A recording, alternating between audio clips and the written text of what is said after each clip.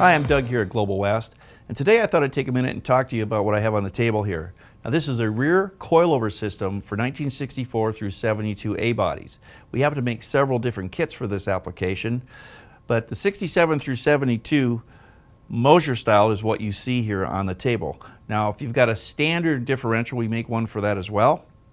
But this one here happens to be Mosier, and we're talking about this Mosier specifically because we have a frame out in the back of the shop where we just got done installing one of these kits, and he happened to have a Mosier differential. The reason for the adjustable rear coilover system on the back is so we can have adjustable ride height, and of course we have the double adjustable shocks. And we're going to talk to you about this crossmember that we have here. It's real important to put a crossmember in on the back when you're doing a coilover system in the rear. And we're going to talk to you in the video about why that is and show you exactly where this goes and a couple pictures of why you want to do that. So let's go in the back and let me show you that frame that we've been working on. Okay, we're in the back of the shop here, and what I've got is a 1970 Chevelle frame. One of our clients came in and wanted us to install the rear suspension. So what we've gone ahead and done is he's got the rear lower control arms, the TBC4s, the rear uppers, the TBC82s, and this happens to have a Mosier rear end, and we've got the SP47 bearings in the top here. That allows us to pivot. And on some of our other videos you may have seen why we do that, to make that rear end move without any bind. But the unique thing is he's got our new coilover system on it. Now, the coilover system is a bolt-on type application. You've got to drill a few holes here. There's mounts on the bottom that attach to the differential.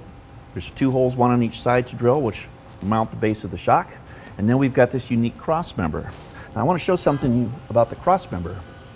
This crossmember has got a bearing right here, and it allows us to pivot. Now, the reason why we do that is there are discrepancies on this particular angle on these different frames from 67 through 70. And if you don't have something that pivots in this particular application, you could have a problem on installing the cross bolt for the top of the shock, so everything will line up properly. So by putting this bearing in here, we eliminate that condition. And you'll probably also notice that we got a slight bend here. This goes directly over the differential. So if you lower your car down quite a bit, if we were to do a straight tube through here, it's possible that the differential could touch in a bump. So by putting the bend right over the center section here, we allow for more travel. That's why this is all built this way. This is a bolt-on system. It's a COR 672. This happens to be a V, and it's very simple to do. You'll also notice that there's a rear swaybar on here. This rear swaybar, this particular client is looking to do a drag race street application. So rear swaybars are used for a drag race application. If this was going to be an autocross car or something where it's used for more of a handling application, we would not be putting a swaybar on the rear. These particular cars are faster without a rear swaybar when it comes to turns. I get a question every now and then about why are we putting a crossmember on in the back here to support the coilover. Well, one of the reasons is the spring originally was positioned in this location right here, which went to the differential. We're taking all that load now and we're moving it back here and putting it where the shock was. Now, years ago, when air shocks used to be ran on a regular basis, this whole area got pounded out because the air shock was actually taking more of the load because they used the air shock to lift the vehicle up.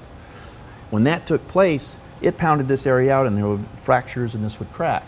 Well, when you're doing a coilover and you're mounting to this particular area, you're kind of doing the same thing. You're taking the spring load that was here, that's no longer there, and you're moving it here to where the shock is.